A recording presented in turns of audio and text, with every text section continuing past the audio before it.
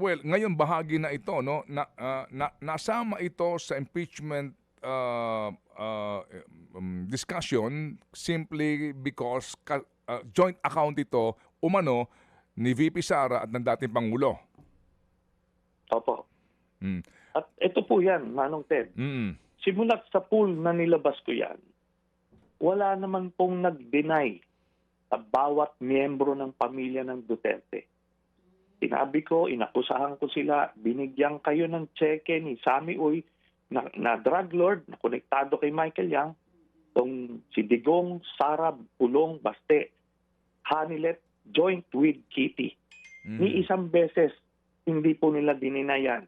In fact, inadmit ni Digong mismo yung account, the existence of the mother account. But none of them, all these years, denied yung allegation ko na yan. Sa ngayon, kayo ba nakausap na ng mga possible prosecutors sa impeachment ni VP Sara kung kayo'y magiging isa sa mga testigo nila? Opo, naabisuhan na po tayo na magiging testigo tayo sa sa darating na impeachment trial. Okay. Opo. And then, sa inyo bang pag-testify na ito, Senator Sani, kung mamarapati lang po ninyo, maliban ba dito sa publicly, inyo nang nailahad mula noon hanggang sa nakdaang hearing, meron pa ba kaming dapat na abangan?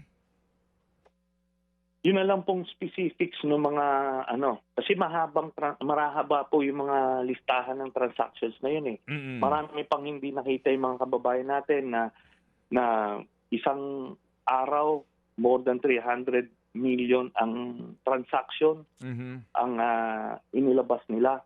Tapos ang total na winidraw niya na walang dineposit mahigit 500 milyon. So talagang malaki ang transaksyon nandito. Hindi po ito yung sinasabi nilang labas-pasok. Kahit labas-pasok pa yan, malalaki amounts, pero in one particular stretch, puro withdrawal na kilalaki ang ginawa nila na walang pumasok, walang deposit, puro withdrawal na mahigit 500 milyon. So doon mo makikita na at the very least, talagang 500 milyon at any one time ang balanse doon. But it could be more. The fact na pre-note yung account manager nito ginawang SSS president. Ibig sabihin talagang kakuntsaba ito. Tapos makikita nyo, pag tinotal mo yung pumasok at lumabas, mas malaki yung lumabas. So ibig sabihin ito, nagde-deposito sila ng below the threshold na 500,000.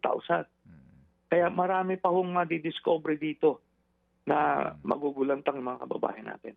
Mga kapatid, patuloy po kayong tumutok sa 105.9 True FM para sa totoong balita, impormasyon, music and entertainment. Mag-subscribe sa aming YouTube channel at podcast at sundan nyo kami sa Facebook, Instagram, X at TikTok sa True Network PH. Bisitahin din po ang aming official website, truefm.ph. At panoorin din kami sa True TV Signal, Channel 19. Kami po ang 105.9 True FM.